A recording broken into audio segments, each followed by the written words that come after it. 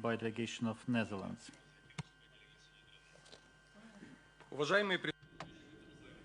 Dear participants, this is the third day that we've been talking about the profession of journalism, and we talk about it less as a romantic profession. We talk more about how much risk is experienced by journalists. Not only when there is a military conflict, but even in peaceful areas, there can be risks, there can be threats, and it all depends on the situation in the country, on the leadership, and on the forces of law and order. And even in this room, there is a front line in some sense. We all tend to divide journalists into ours and theirs.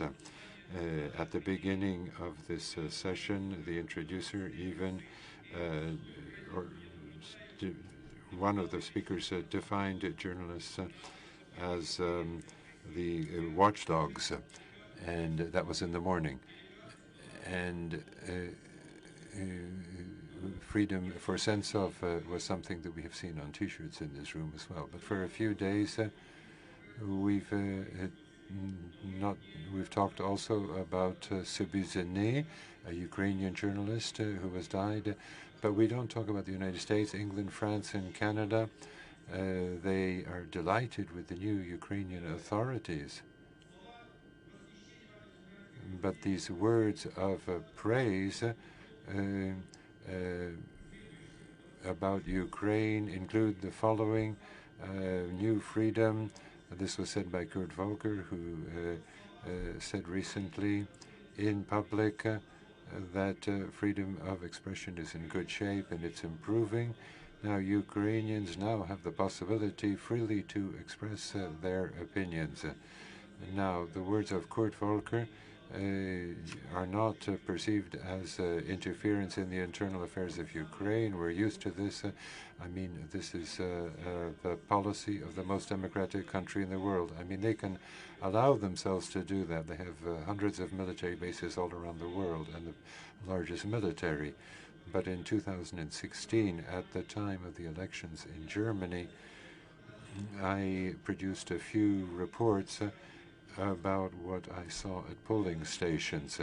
And then one of my readers in the United States of America wrote the following text: had you written the same about American elections, then you would be subject to judicial proceedings because you would be charged with putting into doubt the fairness of the judiciary in the United States. Now, it is a court decision. It should be a court decision to identify an individual as a criminal or an offender.